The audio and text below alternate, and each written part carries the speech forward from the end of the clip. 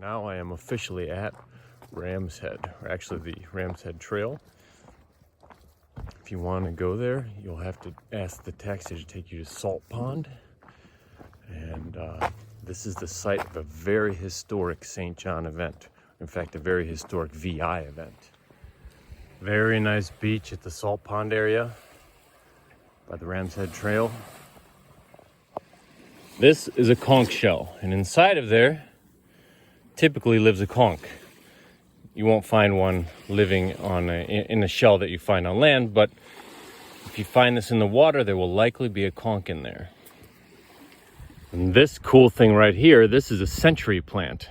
Contrary to its name, it blooms once after about 20 or 25 years, and then it dies. These sharp ends here, historically speaking, these had a medicinal use. You would break them off and take with you a thread of the blade, and that's what they would use to suture you up should you hurt yourself. That's pretty cool. Rain coral washed up on the beach. I wonder why it's called that. This is the Ram's Head Trail.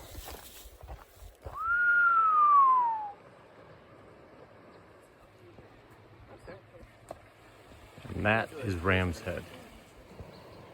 Nice little beach.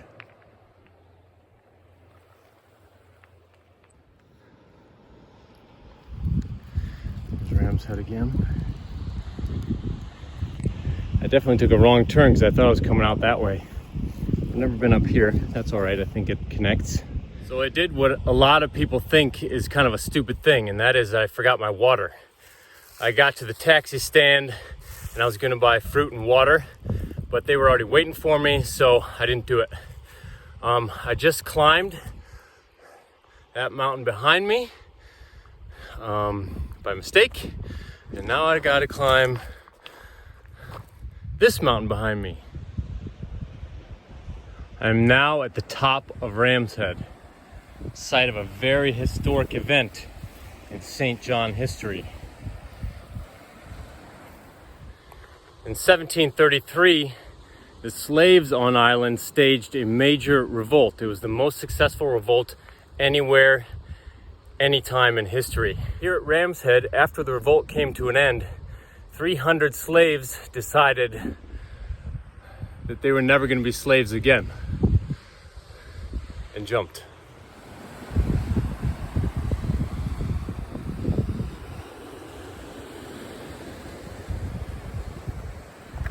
Now, I'm sure if you measured my performance in some way, I would have some kind of quantifiable decrease in performance because of dehydration. But I feel fine, no big deal. And my question to you is, why is that? Why is that? Why do you think that is? What allows me to do that? Bevis på att en svensk eller en dansk har varit här. Mer bevis. And now I'm at Anneberg, the biggest and most well-preserved old sugar plantation ruin on island.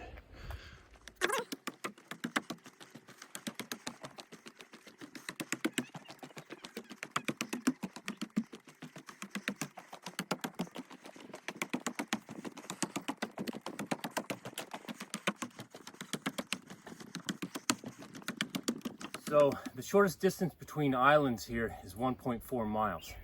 Now it's between the USVI and the BVI. But a bit more than 100 years ago, it was between the BVI and the DWI, the Danish West Indies. Now the BVIs abolished slavery somewhere between 10 and 40 years prior to the DWIs. So with just 1.4 miles between nations, what do you think those slaves in the Danish West Indies did?